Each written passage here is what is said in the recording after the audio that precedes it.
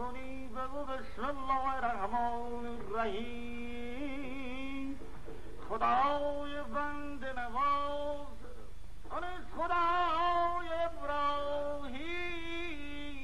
Les villes, comme les hommes, ont parfois une double vie. Ainsi, à Téhéran, capitale d'un pays en plein essor, les Iraniens ont gardé pieusement enfoui en eux le souvenir des traditions millénaires.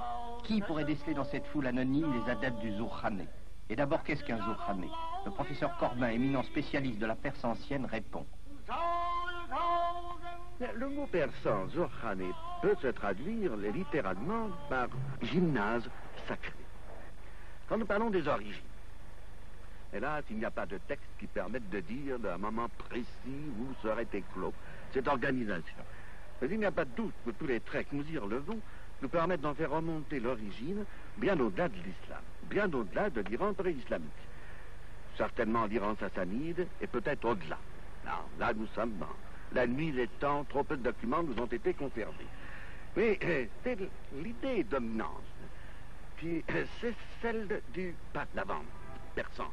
Je crois que le meilleur mot pour traduire, c'est notre vieux mot médiéval, le preux, le chevalier, le preux. Et c'est un sentiment qui domine toute l'éthique du vieil Iran. Les Grecs étaient déjà attentifs.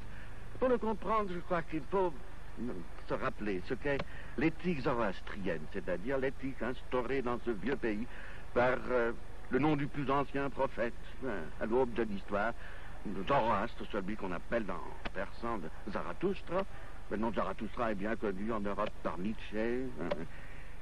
L'éthique zoroastrienne fait, en posant la lutte irrémissible des puissances de lumière et des contre-puissances de ténèbres, fait de chaque fidèle un combattant aux côtés du dieu de lumière.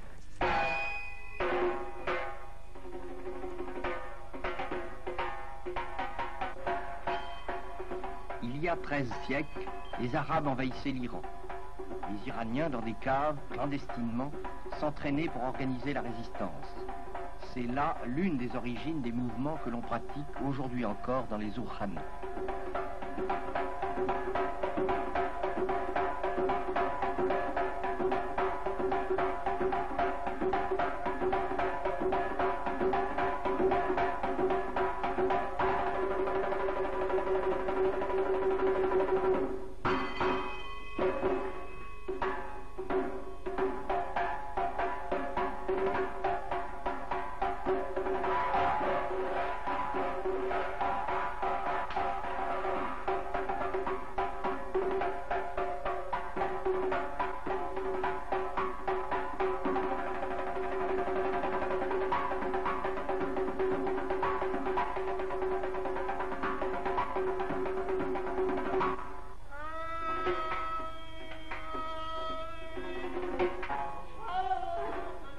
Le Zourkhané a conservé des mouvements militaires stylisés.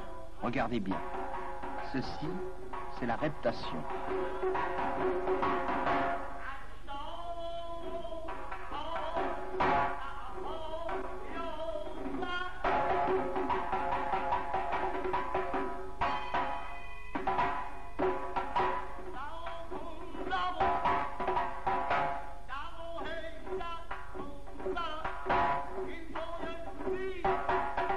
Voici le saut.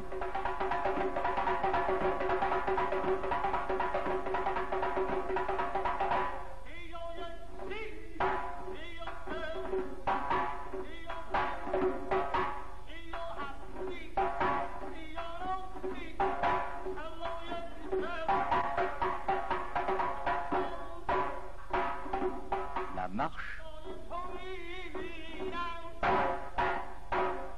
Et la nage.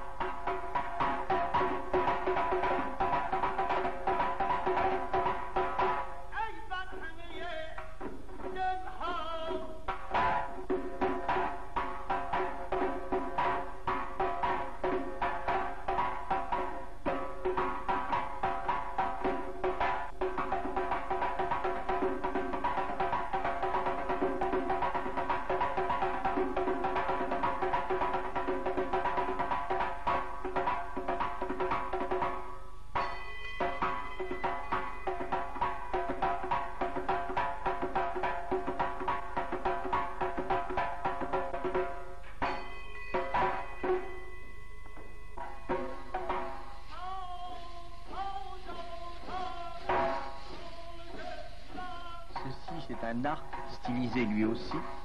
Il pèse 35 kilos et l'athlète qui le manie a 85 ans.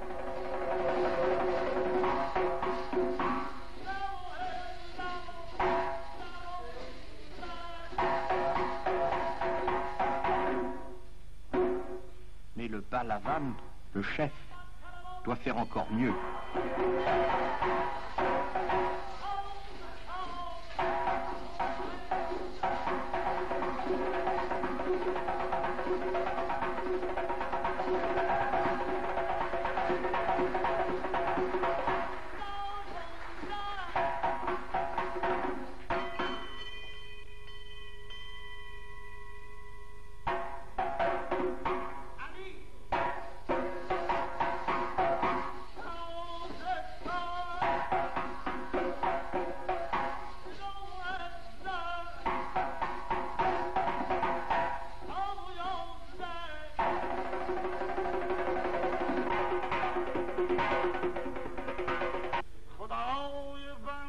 Et voici l'exercice du bouclier.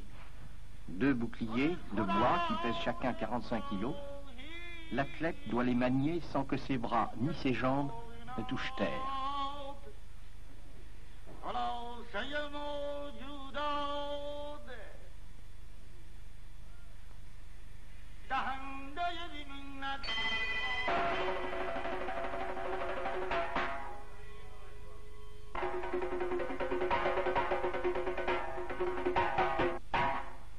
Toujours dans un zourkhané, le sacré est présent. Ainsi, on retrouve dans les zourkhanés les traditions des derviches tourneurs.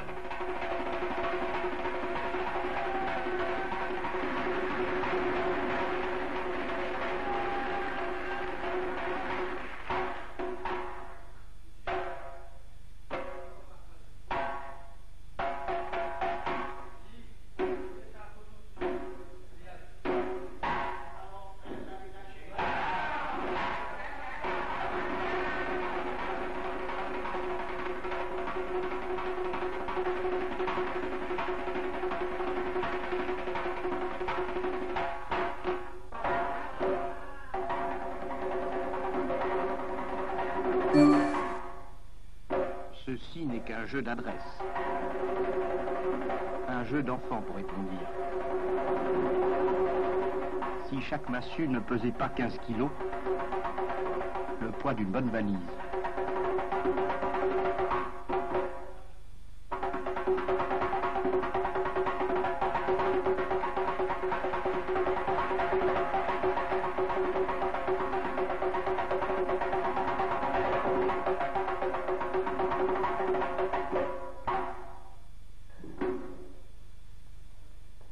Le Pahlavan félicite ses hommes et les exhorte à continuer par des exercices plus difficiles.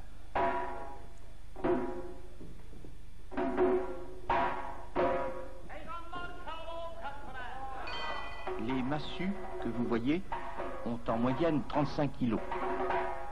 Sauf celles du Pahlavan, bien entendu. Elles sont plus lourdes, elles pèsent 45 kilos chacune.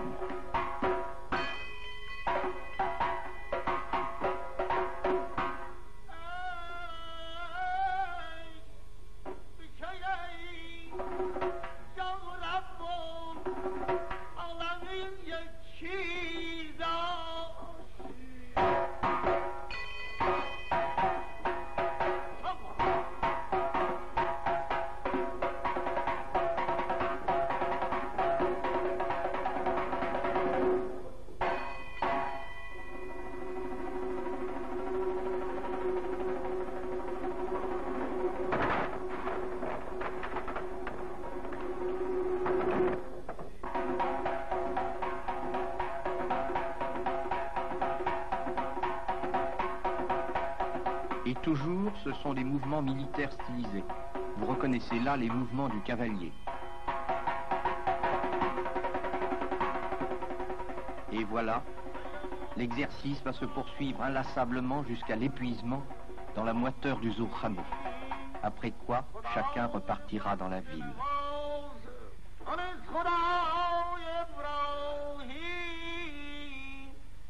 سيد الكائنات